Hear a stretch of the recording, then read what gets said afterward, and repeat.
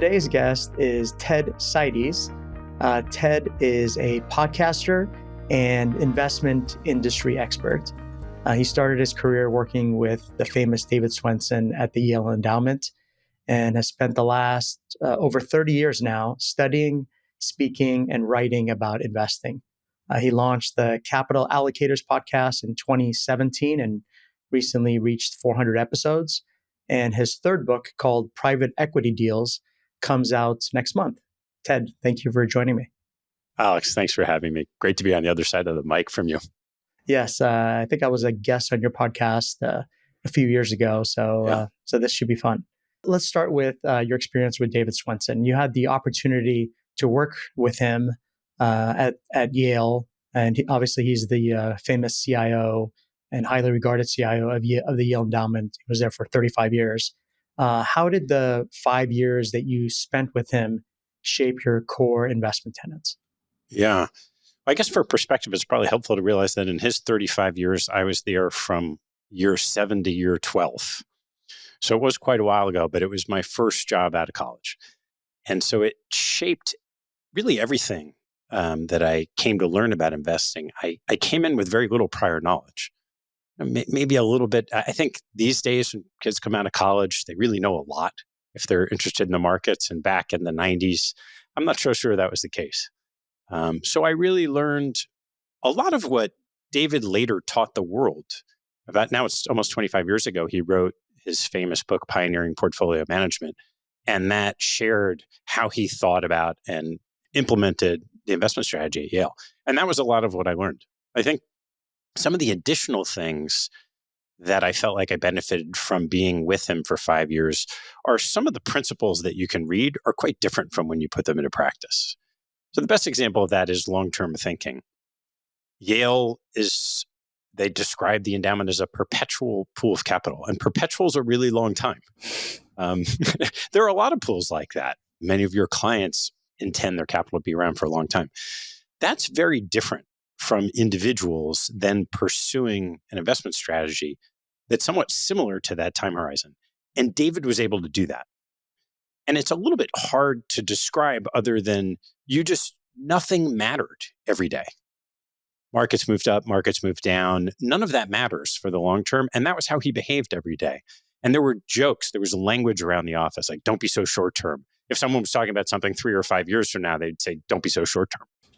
So there was a whole way of thinking that he embodied every day that, of course, everyone in the office learned and adopted because that's how you learn the business. That was a big one. And I think the other huge one was he was such a phenomenal picker of talent that I was able to develop relationships with investment managers, all external investment managers, very, very early in my career that were some of the best in the world and became that. But it was before I knew anybody else. So you sort of were able to calibrate what a really, really high bar looks like before you then, as I did later, went out in the world and said, wow, there's actually a lot of other investment managers that aren't quite as good as those. Yeah, it's a great way to start. You kind of start with the best.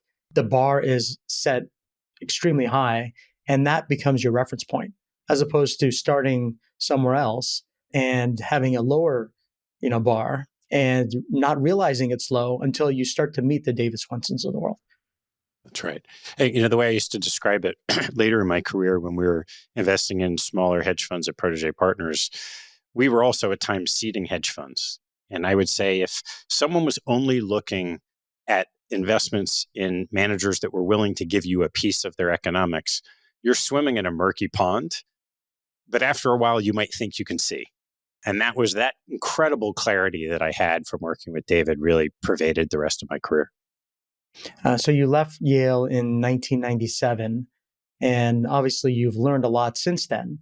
Are there any key tenets that you learned while at Yale that you feel differently about after learning on your own and through guests on your podcast? Yes, of course. Hopefully you learn a few things and continue to learn along the way. I think that one of the key things that I had to unlearn and then relearn is that Yale is a very rarefied company in that there are probably only back then a half a dozen and maybe now a dozen or 2 dozen pools of capital in the world that have a similar time horizon and a similar highly functioning governance structure that actually allow you to invest for that long term. For everybody else, and I mean everybody else, us as individuals, your clients, myself personally, when I was managing money for other institutions, the long term is really only as long as people's behavioral time horizons, which, for some, maybe it's 3 or 5 years. If you're really good, maybe it's a little bit longer than that. And the other reality that I saw outside of Yale was that all of investing really does tie investment strategies and businesses. And although the investment managers that Yale selected were in business, we weren't really exposed to that. David had a very pristine view of how to look at an investment strategy as the only thing that mattered were the returns you were getting. And that's true from the investor's perspective in the fund, but it's not true from the manager's perspective. They have to, in order to deliver the highest returns possible, they have to have a stable business. Doesn't have to be. Sometimes that's a big business, sometimes it's a boutique business. But in every instance that you see an investment manager that delivers outstanding long-term returns, it's backed by a business behind it that is stable and long-term.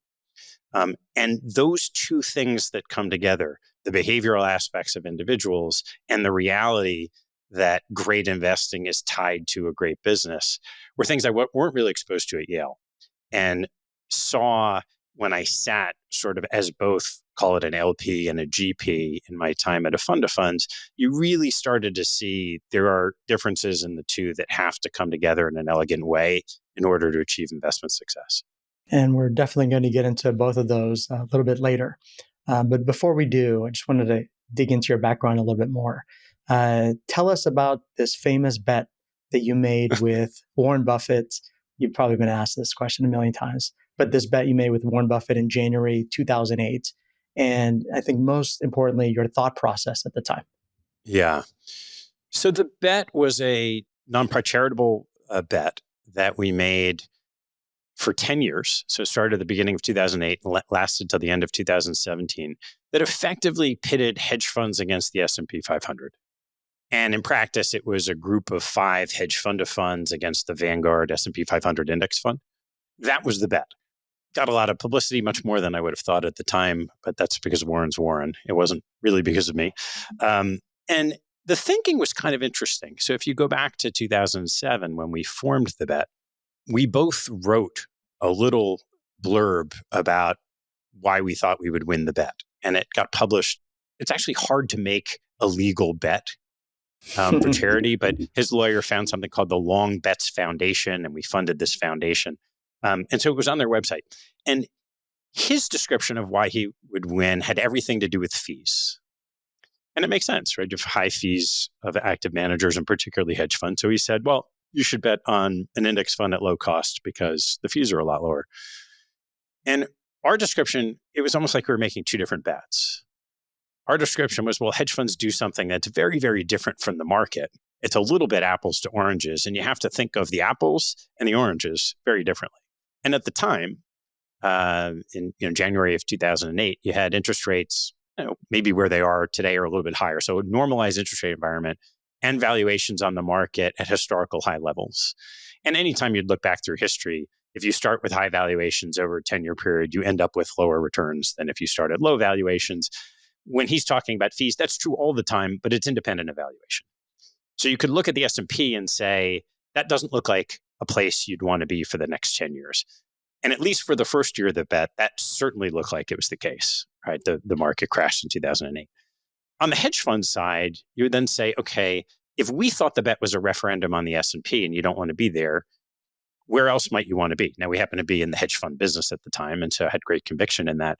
But hedge funds are designed to have long-term equity-like expected returns with much less, lower correlation and presumably less risk than the market. Seemed like a good place to be. And that was what we thought. A lot of things changed in those 10 years. Market crashed. Hedge funds didn't do well when Lehman went under, had been doing quite well in preserving capital until then. And actually, after 14 months of the bet, the hedge funds were ahead of the market by 50%. And you could have looked historically, you had never had a gap that wide in the 20-something years that there was hedge fund data up until that point in time, in either one outperforming. If it was a 2-year bet, you would have won.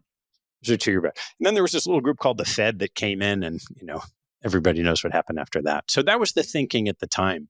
What was really fun is sort of think of that's a pre-mortem, and you could think of a post-mortem, because I would look back and say, do I think that was a good decision? What was the probability of success? We know what the outcome was, lost the bet. And one of the pieces of data I had cited was the GMO data, if you look on just valuations and subsequent returns. And I had reached out to Ben Anker and I said, what was the probability of the S&P returning what it did for those 10 years, given the starting valuation? And based on their data, it was 15%. And so I said, okay, I still think that was a pretty good bet. And I asked Warren, he talks about it as if it's now fait accompli. Fees were always going to be high. In any circumstance, he was going to win that bet.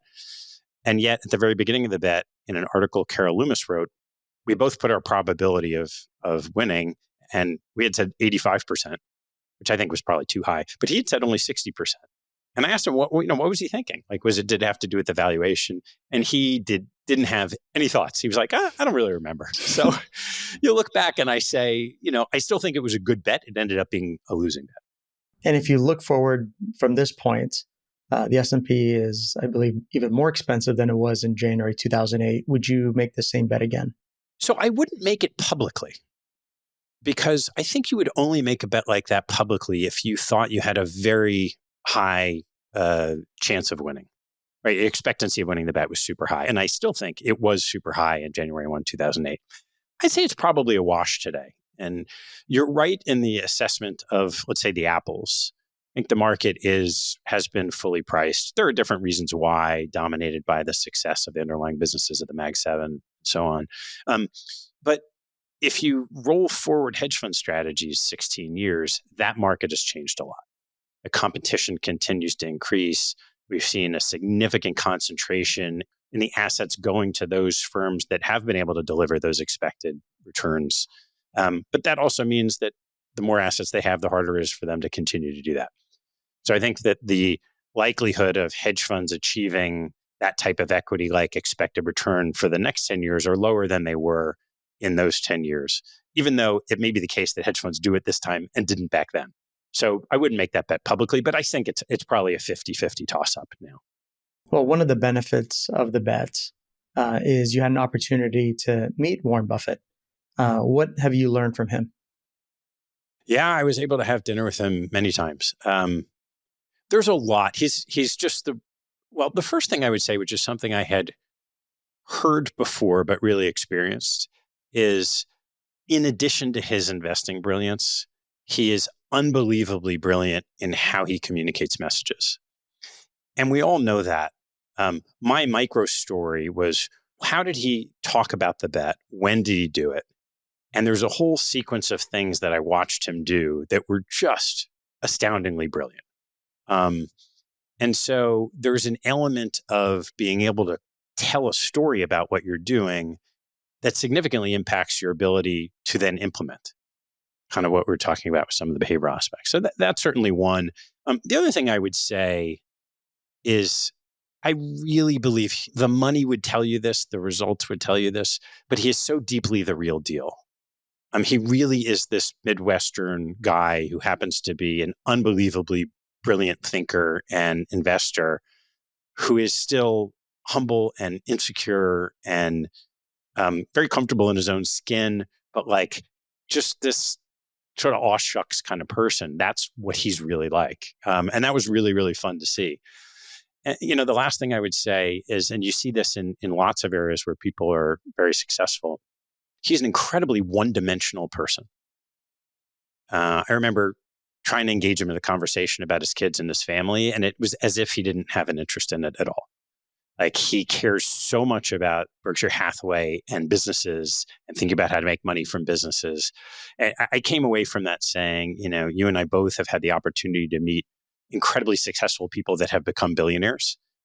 He may be the only one I know that if he were 20 years old again and you put him in a box, I actually think there'd be a high probability he would become a billionaire again. He would just do it in a totally different way.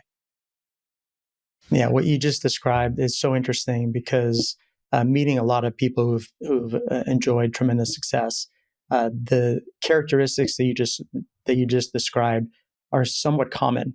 Typically, there isn't great balance Like they get an A plus in wealth creation and maybe a much lower grade in a lot of other aspects of life. And that's kind of part of what made them successful and maybe part of their DNA. The other thing you mentioned is being humble. And I think what that comes down to is recognizing there was a material amount of luck involved in their success and not over allocating their success to their skill and what they've been able to achieve. And the other part is having this ability to simplify complexity. Like when I think of somebody who's really brilliant, they can take something that's really complex and distill it down to its most important elements and be able to communicate that effectively. I think that's spot on all the way through. So why did you start a podcast? It's a huge undertaking and you've kept it going for 7 years. What was the impetus and how has it evolved since then? Yeah. Well, the truth is the impetus was nothing but serendipity. I would joke, particularly now as it's become the hub of what I'm doing, that I can share a business proposition with you, Alex. You and I will share a conversation. We'll just have it. We'll share it for free. And that's the business model. But here's how you're going to make money. We'll make it up in volume. So it turns out free times a large volume doesn't really amount to anything. So what happened was when I had left my investment partnership, I really wasn't sure what I wanted to do. I didn't want to just stay investing in hedge funds. I assumed I would come into another investment seat. And as I was doing some consulting and pursuing that, I kind of woke up one day and thought, wow, it'd be fun for me to run around and talk to my old endowment friends who I hadn't had a chance to catch up with. And so I started doing that.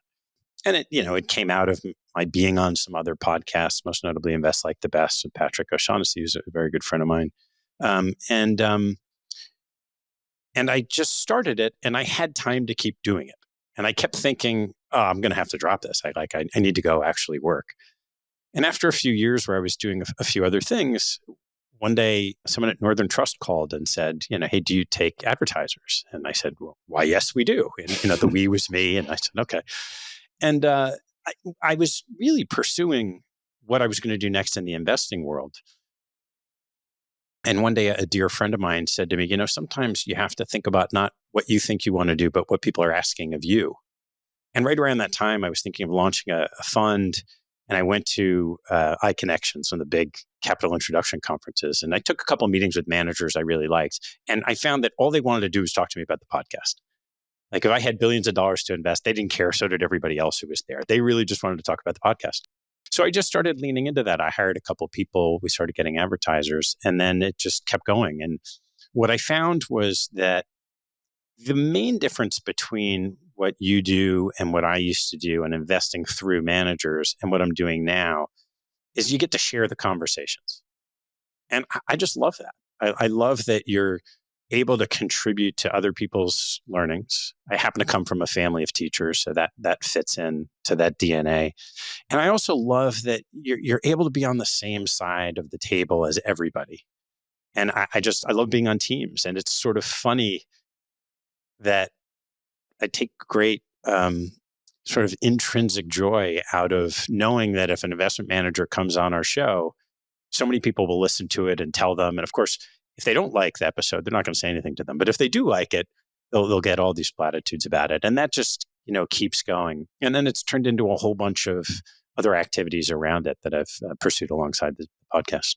Yeah, it sounds similar to my motivation in starting a podcast. I feel that there's so much insight to share in our industry. And it is a unique industry in that so much of what we do is counterintuitive, underappreciated, widely misunderstood. And because we have access, and I know you do as well, to some of the top talent, it only seems right that we're able to share those conversations to shed light on some of these general misunderstandings. And so I think of it as we're trying to seek truth, in having these conversations. And one of the challenges that I face, and I'm curious to hear your thoughts, is trying to not introduce our own biases and our own blind spots in picking the guests and the types of questions that are asked. How do you think about that? Oh, it's a great question. I'd say a few things. The first is because I'm not managing money for other people, I feel much more objective than I would, right? I don't have to assert my opinions about investment strategies to a client. Right? I don't have to say, okay, we believe in this and here's why. And so that really helps you stay objective. It's just, again, it's a behavioral thing. The more you have to describe to somebody what you're doing, the more it's easy to get anchored in that and harder to change your mind. So that's one. But the flip side of that is I actually think that part of what's made the podcast successful has been the selection of guests. It's clearly the guests that make the podcast. And maybe I have a little bit to do with it by understanding how to ask questions and stay out of the way. But it's really having a great roster of guests. And a lot of that does come from my judgment about what makes for a great allocator or a great investment manager. And there's a large stream of people that are constantly coming in the door asking to come on the podcast, and very similar to the seat that you're in, where investment managers are constantly coming, hoping you'll allocate your client's money to them. Most of the time you say no. Why is it that you say no? Because the ones you have, you think are better than those, and you'd rather figure out who's the best one to come on than the one that happens to be coming in the door. So there is a bias in terms of what I think will be interesting to the people listening, which are mostly professional investors. I mean, they're obviously open platforms. And, you can be flexible. You're also much less committed to things, right? If I didn't have to know anything about crypto 4 or 5 years ago to try to get, and did get some of the best experts in the space to describe why they think it's interesting. Doesn't mean I have to invest in it or not, but it's very similar to how you would go about research, right? You're not necessarily investing in everyone who comes in the door. You're just gathering information. So I think it's similar, but I hadn't really thought much about my biases. The ones that do come are when people ask about diversity, which is kind of the opposite of the bias. You have the bias and you're trying to make sure you don't have a bias. And fortunately, because I do think the investment management community is very male dominated, the allocator side is a little bit more balanced. So it's never really been a challenge for us, at least on gender diversity, to have great women coming on the show as well. And I guess you could think of the bias being, you could have a quality bias, and meaning you just want to let high quality on the air, as opposed to having a perspective bias. And so you let high quality in and have a diverse mix of perspectives and backgrounds and guests, and that can probably lead to a better outcome. I think that's right. I mean, there's a lot of ways to do it. You could have a podcast where you have a bias of how you like. There are podcasts for traders. There are podcasts for value investing. All of that's great. I imagine you'd be saying the same thing over and over again after a while if you're not a little broader in what you're willing to talk about. And so that's just how I've gone about it. Yeah, that makes sense. One of the goals of my podcast is to share insights about our unique industry and how it's set up, kind of like behind the scenes, for people in our space. And I think of it as there's two groups. There are the allocators and there are the managers, the ones picking the securities. Your podcast is obviously called Capital Allocators. So let's start there. Would you share some perspectives about the allocator? And so either CIO, or if we broaden it to investment advisor, how do these groups think and how are they incentivized to behave? Yeah. I would say to the extent that there's, just to narrow the funnel, and happy to talk about advisors as well, most of our content is the institutional market. So there's definitely increasing crossover in what was sort of investing for high net worth and the institution. There are common patterns in how most of these people think. And that really does start with David Swensen. It really does start with a certain way of thinking about first principles of investing. And as you said, what's true? If you have a pool of capital, what are the goals of that capital is trying to achieve, and how do you go about doing it?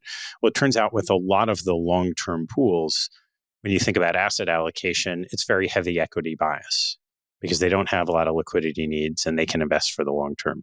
And then within that, they want to achieve diversification. So you're not just investing in the S&P 500, even though it's been the best place to be for the last 15 years. And who knows, maybe for the next 15, but probably not. Once you've established that basic policy, it's a question of how do you want to pursue that? And in David's model, it was you have a small group of people sitting in New Haven, Connecticut. You may not want to compete with the best in the world. I'd rather go out, try to find them and partner with them. And a lot of people have done that, particularly in the areas that are less efficient, like the private markets or hedge funds. a lot of that's been adopted. What you've seen is a continued evolution as really driven by the availability of data, availability of understanding what risks people can take at a more granular level, and trying to find the best way of addressing the highest risk-adjusted returns that you're trying to achieve. I think that's kind of the commonality on the investing side. Then there's a people side of it, which is all these organizations manage people. And most of the ways that people learn to manage others and lead others are trained really, really well in every field except for investing. So a lot of the basics of, how a lot of your clients, as they build businesses, learn how to lead and manage people. They're not known in investing. And so the people are increasingly looking at that. I think to the second part of your question on the advisor side, one of the things that you see done extremely well in the advisor space, that's actually been done less well over years in the institutional space, is first trying to address the need of the client as opposed to how can I compete for the best performance. And I think advisors have done a phenomenal job at call that the financial planning piece of it. What are you really trying to achieve and what do you need to get there? Then you can go ahead and invest the capital accordingly. Whereas on the institutional side, there's almost an assumption that there's going to be a horse race at the end of the year and you should have the highest returns, even if two pools of capital should have very different objectives. Sort of sounds like if you combine the two, then you could effectively get the best of both worlds. That's the goal. So let's imagine a world where the financial advisory industry didn't exist and you had the opportunity to whiteboard it. Yeah. How would you set it up? I don't think it's that hard to figure out. I think the largest value add that I've seen, broadly speaking, in the financial advisory community is the financial advice piece. It's not the investment piece. We all know investing is really, really hard to outperform, and it's really become really easy and cost effective to just get the exposure you might need to get to your goals. So to the extent that if you were doing it from a whiteboard, you'd want to disaggregate the two.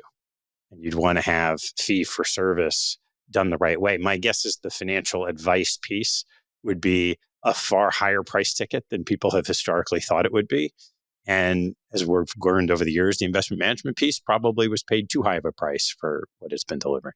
And the way the pricing model works is they're effectively commingled.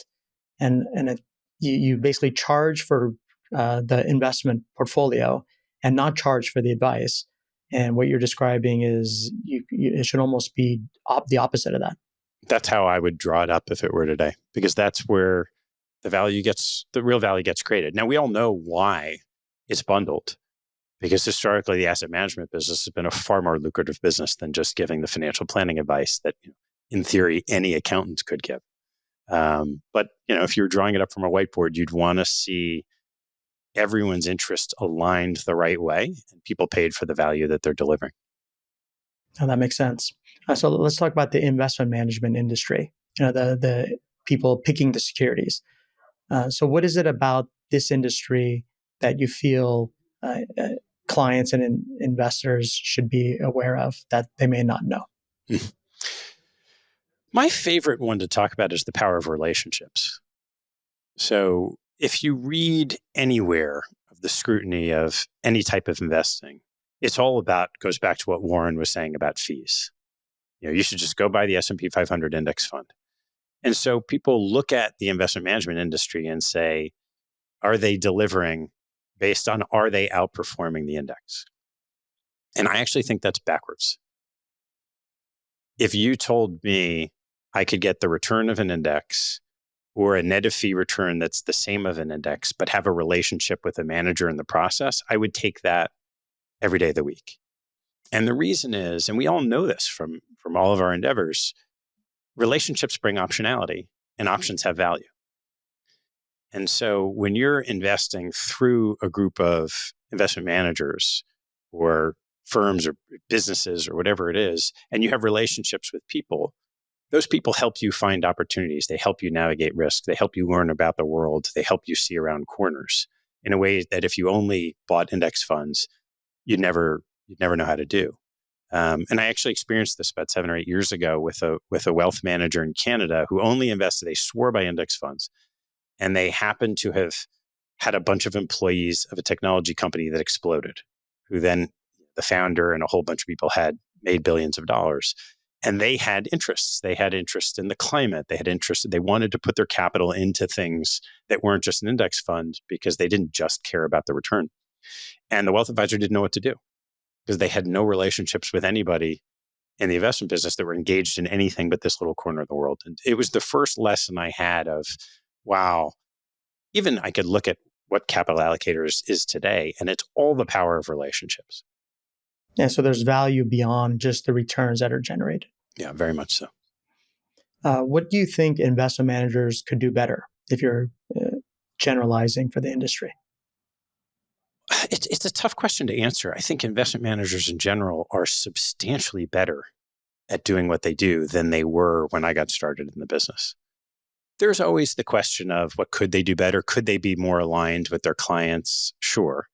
But most of the time when clients say are upset about private equity fees or something like that, fees as an example, the terms between a GP and LP are determined by supply and demand. They're not determined by a manager saying, we're going to get greedy and therefore this is what we're going to charge you. So if somebody chose to sign up for that because that's what the market demands for that service at that point in time, that is the right price. And so it's hard for people to go back afterwards and say, well, I didn't like that price. It's like, okay, we'll go do it differently with somebody else and pay them less. A friend of mine says, sometimes, when you pay peanuts, you get monkeys. So but I do think that there's a lot of knowledge gaps in between what investment managers understand about their clients' needs and what the clients understand about how the investment managers deliver their services that is missing. And I've increasingly found between our podcast and some of the gatherings that we're doing that a big purpose of that is trying to bridge those knowledge gaps. Because it's true of investment managers, when they're really good, they mostly have their head down doing what they're doing. And they often don't have a deep appreciation for the challenges that their clients are facing. And how do you think about this potential conflict that investment managers face, which is if they grow their assets under management, fees are based on those assets, so they can effectively earn more versus controlling the growth in assets to try to generate the best returns they can for their investors? The investment managers will always face a challenge. And the challenge is if you start with a nice boutique strategy and you succeed, you'll have the opportunity to grow. And perhaps in that growth, you can make more money for yourself. And a lot of times that's what the clients see as, well, they're just growing because they're getting greedy. But it's not what happens. What actually happens is there's no guarantee of what's going to happen in the future.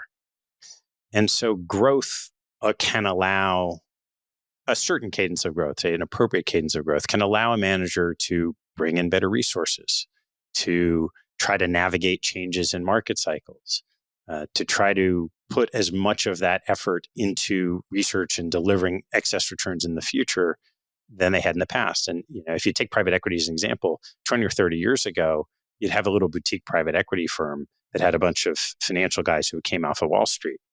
Today, the large firms have armies of former CEOs of operating companies who can then go in and help add value and work very closely with the executives of the companies that they buy.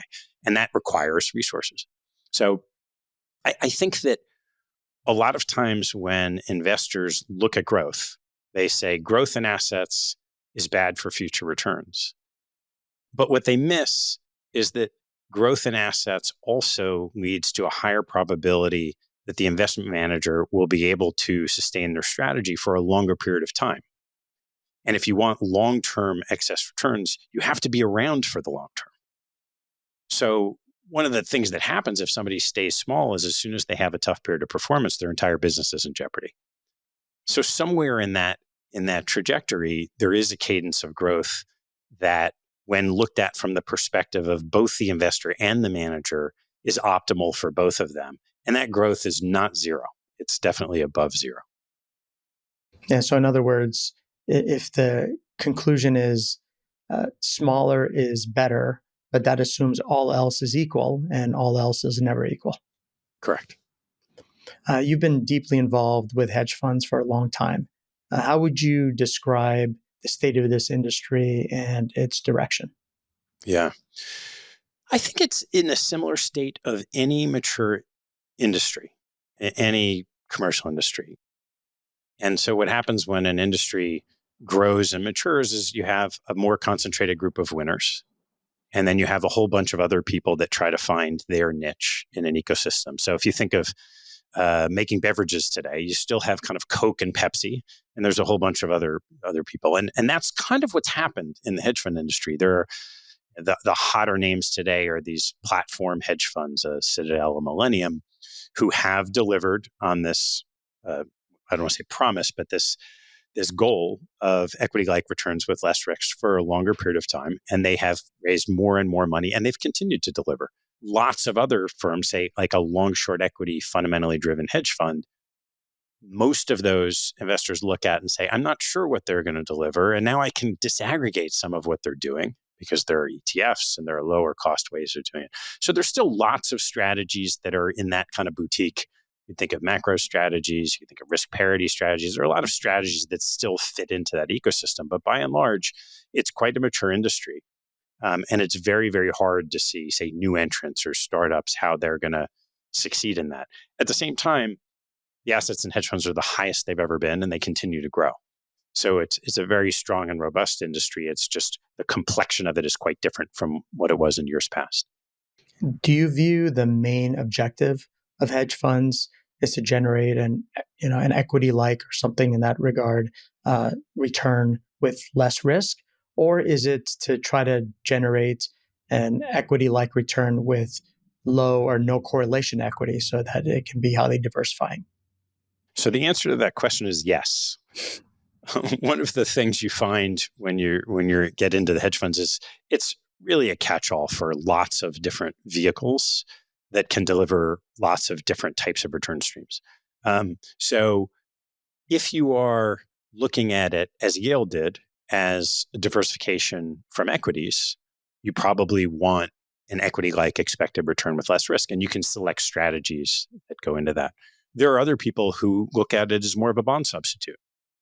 And so then you'd be looking at something that has low correlation, but has a lower expected return. I should say lower volatility, but a lower expected return. And then you have a whole spectrum along the way. As you know from portfolio construction, as long as you can deliver a similar return stream from your objective, and it has low correlation to what you have, that's going to add value and put you on a better place and on a mean variance optimization risk efficient frontier. You mentioned portfolio construction. So let's talk about that. What I want to get into is how you should think investors should approach building a portfolio. And let's start with your core investment beliefs that you feel are relatively, or that you're relatively confident are true. Well, what are those? Well, the funny thing about it is it hasn't really changed that much from what I learned from David. And so if you think about truths and first principles, you look at what are you trying to achieve with the pool of capital. And it's different for me today than it was when I was investing in hedge funds or working at Yale. But as an individual, I have a certain amount of capital. I'm still active as a worker in the economy. And so I say have a positive cash flow stream. And I believe in an equity bias just because it works for the types of goals that I have for that capital.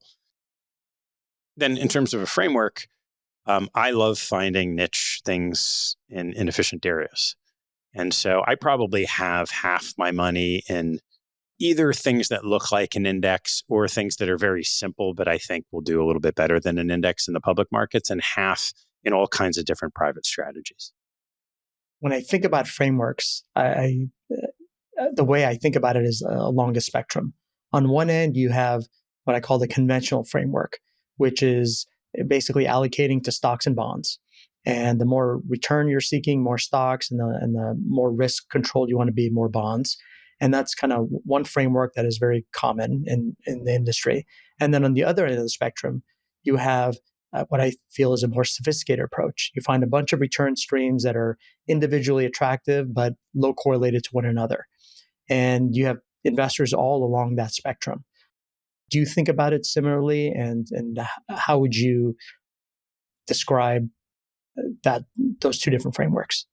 Well, first of all, one of the things I always love about talking to you is you have this same elegant simplicity that you talked about in referring to how to think about investing. So I completely agree with those frameworks. I would say I'm probably somewhere in the middle in that I do believe that I would like my assets exposed to the long-term tailwinds of global economies. And yeah, you could think of that as there's a certain amount of stock bond risk framework, but the driver of the return will be from the stock side of it, the equity side of that. And so there is a tailwind that I would like to be exposed to over time. With the implementation of that is where I get into, I'd like things to be a little bit different and a little cute.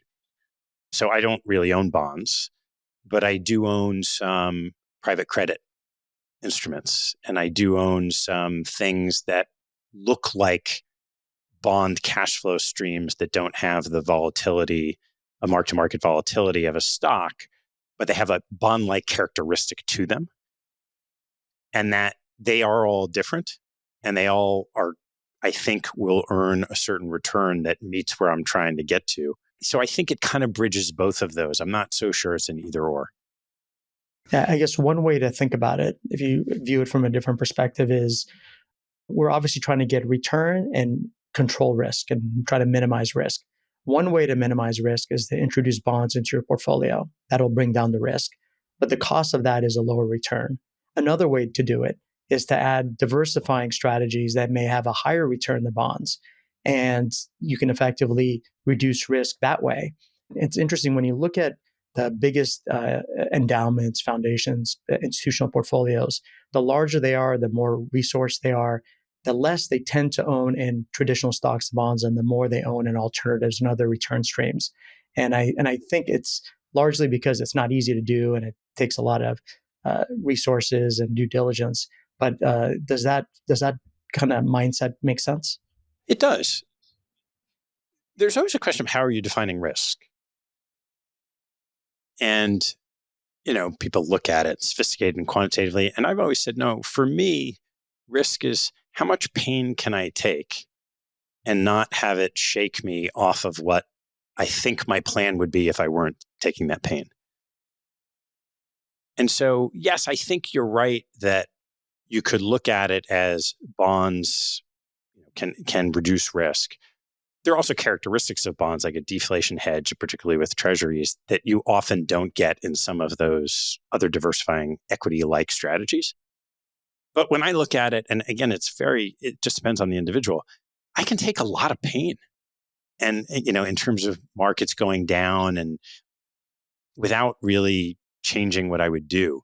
So I tend to bias towards the diversifying strategies because as long as I understand them and I believe I can have strong hands when things aren't going well, you put yourself in an even better situation when that happens. And a lot of that comes from just time and experience. And I kind of laugh at, in 2021 and tech stocks start selling off and people get panicky. And, you live through 2008 and it's like panic. Like this is managing expectations is as important as sort of what the composition of your assets is. And my expectations are we are so overdue for some significant type of market event that you just prepare for it both mentally and how you're constructing your portfolio without, as you say, giving up too much of the potential expected return.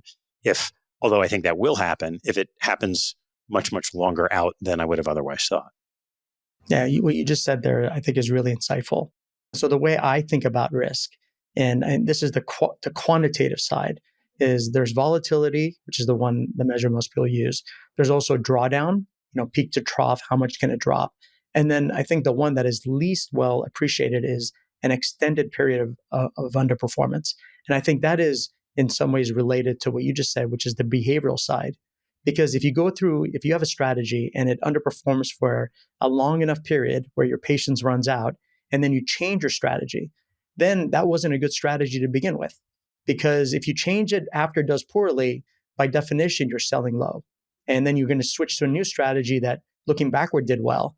And if that's your discipline over time, you're probably not going to do that well. So that's exactly right. And it really gets back to exactly what I said about working with David, which is what you described. We know this through data. That's how most investors behave because we are people and we are not perfectly rational. And that's what happens. I had the benefit early on of working with someone who was never shaken by that, who, if he had the long-term plan, he just kept the long-term plan. And it started, David joined Yale in 1985. He was 31 years old. And he had put some of these disciplines in place. And then 2 years later, at age 33, he had to go to the front of the investment committee when the stock market dropped 25% or so in a day and tell them, no, now we buy. That's our strategy. And they did. And it worked. Now, it's an interesting question to say, if it hadn't worked, would he have been in the job for 35 years? I don't know the answer to that. But having the discipline and the conviction to stay with a long-term plan, it's only shaken at difficult times. It's really easy to stick with a long-term plan when things are going well. So in that regard, how do you think about the balancing between developing a plan, having confidence in it and conviction, and then riding it through the ups and downs, particularly the downs? That relative to modifying the plan to make it a better plan. So how do you know that you're not, your plan isn't bad after it goes through a period of underperformance? How do you think about that side of it? Well, you never know, right? There's no certainty in the world or in investing. I think that where it comes down to is very tied into effective decision making. Yeah, you'll have to revise a plan over time. Markets change, new opportunities arise that don't exist when you first made the plan, new ways of thinking come up. So the question is, as you are thinking of revising the plan, why are you doing it? And how are you going about it? Are you doing it because you're panicking?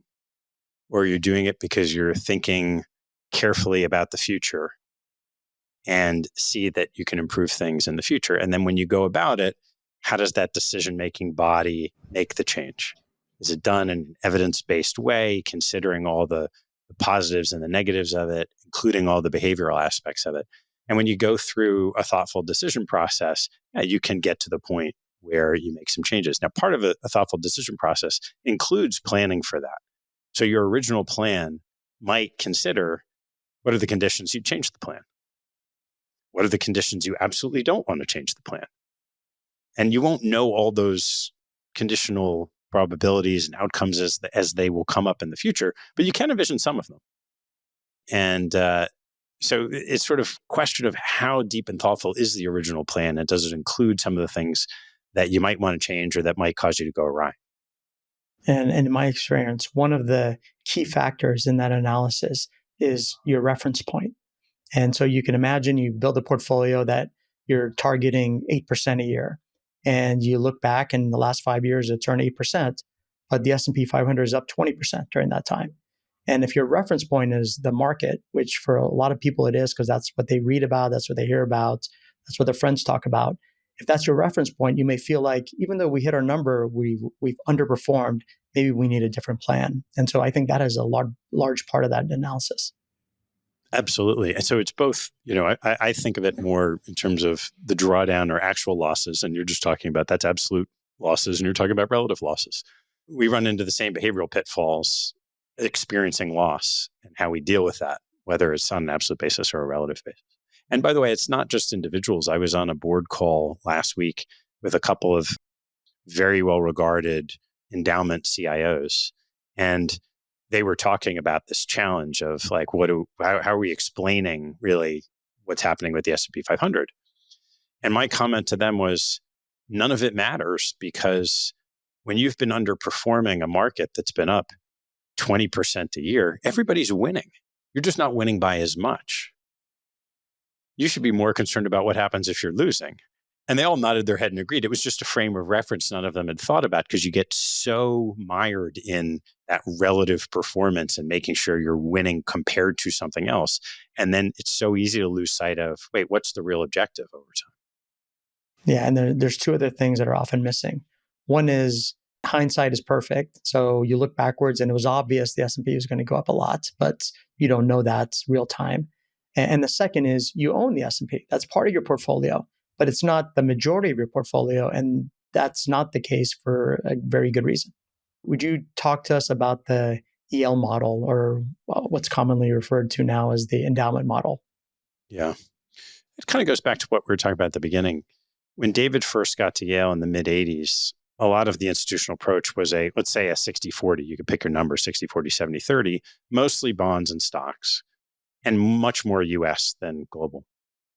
And David looked at that and said, okay, their asset allocation was probably going to be something more like 90-10 because of the long duration of the liabilities.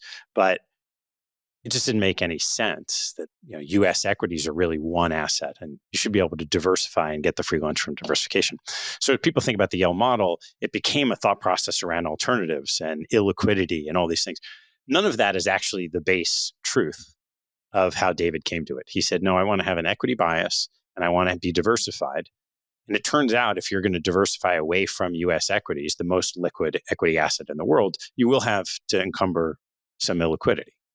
And so he turned from that to international equities and emerging market equities, and then hedge funds and private equity and venture capital and real estate and other real assets. And that became the asset allocation structure that Jeremy Grantham later dubbed the Yale model. David certainly didn't call it that. There were concerns during the global financial crisis that the endowment model may have been broken because a lot of the large college endowments suffered significant drawdowns. Was this concern unwarranted in your view? Mostly. I think most of that concern was an outside view, not an inside view. Where it wasn't fully unwarranted on the inside was that back then, if you had looked at the scenario analysis to assess risk conducted by most of those institutions, they looked at long-term drawdowns. So they looked at the long-term erosion in purchasing power like endowments experienced in the 1970s. They looked at the probability of losing 25% or whatever, 50% of purchasing power. But they didn't look at at path dependency. And so at that point in time, they weren't really looking at, well, what is the impact if we take this hit all at once?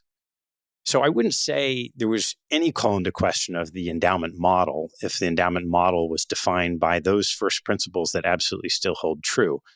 There was just a little bit of a fine tuning of how should you be thinking about risk, not volatility in terms of sort of quantitatively measured volatility, but there are spending needs every year at these institutions. And if you take a drawdown and your spending goes up, how does that potentially erode the longer term purchasing power? And what changes do you need to make? And so there was an aspect of the risk management back then that I think wasn't as deeply thought of as it has been since. But none of that did anything. I can speak to Yale somewhat, even though I wasn't there at the time more than others. For the decades that Yale had been generating outstanding performance, you think about the 90s was another period where the U.S. equity market was really, really strong. Yale's diversification, for the most part, hurt returns. It didn't help returns, much in the same way that's been the case the last 15 years. And generally speaking, capital market returns were very, very strong. David looked at that and he would tell the committee, we don't expect this will continue. And now it turns out that, and he believed it, this wasn't like a posturing, but it turned out that if you tell people we don't expect the returns will continue to be great, and then they do continue to be great, they're really happy. And then if something happens, they're prepared for it. And that's exactly what happened within Yale. The committee had very strong hands to continue to pursue that model because they had set their expectations that something like that could happen. I'm not sure that was the case from first principles at other institutions that followed a similar model. Many of them, I think it was, if they really understood the reason behind what they were doing. And then there were others where there might have been a panic. But for the most part, I would say no. Many people still pursue that model. And where there's been adaptation from that model comes from the fine tuning of risk. So there's some other models now that people pursue that are a variation of a theme. Ultimately, you still have a 70-30 structure, and then you're filling it with assets. It's a question of how are you measuring what that risk is? What are you choosing to fill it with? And then it gets back to what you were saying. Is it just stock bonds, or is it a bunch of things that are less correlated? But as data is more available. The ability to assimilate data is more available. Technology advances. People have gotten much, much better at understanding what they own so that they can fine tune the risk side of the equation in the pursuit of returns. Risk is such an interesting and fascinating concept. We talked about it a little bit earlier, but it's one of those things that you can't see. Like you can see returns. You see returns every day, but risk you don't really see. And then the market comes and slaps you in the face, and all of a sudden you realize, oh, that's risk. And it keeps changing. And it's always the thing that you don't expect that is the most risky. And it's hard to model those things. So it's just such an interesting thing. And I assume we'll keep evolving as new risks show themselves and we factor that in. But there's always new things that'll come up in the future. For sure. And I guess if you kind of go back to the very first principles, it's don't put all your eggs in one basket and buy low, sell high. I think of those as like the two core principles, right? that have been true since the beginning of time. And yet, when you look at the average portfolio, in many cases, they violate both those rules. They're not that well diversified. They're basically putting all their eggs in the stock market basket. And not everybody, but many. And then they tend to buy high and sell low, because of the behavioral aspect. So based on that, and given all your experience, what advice do you have for the average investor listening regarding how they should go about building their portfolio and the necessary steps they should take? Well, I would just follow your prescription as you just laid it out. I think that's spot on. It's simple, but not easy. Start with the set of beliefs you have about exactly what we've talked about how markets work and how you think you should be exposed to markets, how you want to implement on that, and then try to exercise pretty rigorous discipline about sticking to that plan. Yeah, so stay diversified and don't buy high and sell low. It really as simple as that. Simple, but not easy. Well said. So let's talk about the investment managers. You spend a lot of time talking to them, working with them. What attributes would you say make the elite investment managers elite? Yeah. It's a funny question to answer because you can lay out this set of characteristics, and I'm happy to do that. They tend to be very intelligent, well-trained, intellectually curious, have to be humble because markets humble people, passionate, driven, good leaders, often great communicators. So it's not, and then, they're pursuing markets, they're curious, they're looking for competitive advantages, they're rigorous in how they pursue that. That's not hard to say. The challenge is when you go out and meet a whole bunch of investment managers, many, many more people fit those characteristics, then end up outperforming the market. In this business, there's a big mix of skill and luck. And someone to succeed, particularly in the public markets, needs both. And it's very difficult to distinguish between the two. It is over any reasonable length of time, which usually spans someone's entire career. So yeah, I would say it's very challenging. We've talked about conceptually how to construct a portfolio and how to think about it and the spectrum, between more conventional framework to a more diversified, possibly a more sophisticated approach. How do you factor in the behavioral science into the equation for managing money in practice, in contrast to managing money on paper? We've talked about it a little bit. I think a lot of it comes to decision-making processes. And there's no better book or resource that I've seen in the application of how to think a little bit better about these behavioral obstacles we all face than Annie Duke's Thinking in Bets. So one of the challenges with all of the things that Danny Kahneman and Amos Tversky shared in their research about behavioral bias is that we're all hardwired to make bad decisions. It just comes from how the brain thinks from surviving in the wild. And so, the easy example of that in that system 1, system 2 thinking, we'd like to think you hear something, you think about it, you decide if it's true, and then you act. But that's not how our brains work. We hear something, we almost always immediately think it's true, and we're a little bit lazy. And occasionally we'll decide if we want to do our own work. So that causes all kinds of challenges. It comes from, if hundreds of years ago you were in the wild and you heard a little rustling in a bush, you don't want to wait around and assess, is that a lion or not? Because if it is, you're going to be dead. And so evolution has caused our brains to think in a way that's not really set up for the modern world. So what good decision making does is it creates frameworks to try to mitigate some of those biases, knowing all along you can't do it. Annie, who's written the book on this, can't do it. And so those are things like having the right sized group together, trying to get all of the information that's available on the table before you make a decision, particularly within a group. Sometimes that comes from the most junior person, who the most senior person might be normally saying, "Oh, you don't know anything. I don't care what you think." And then there's all kinds of different mechanisms, and creating premortems and going through decision processes and having decision criteria and postmortems afterwards that you try to get better and better at decision making. And I think that is one of the key things that people have learned and tried to apply in trying to mitigate the behavioral biases that we all have.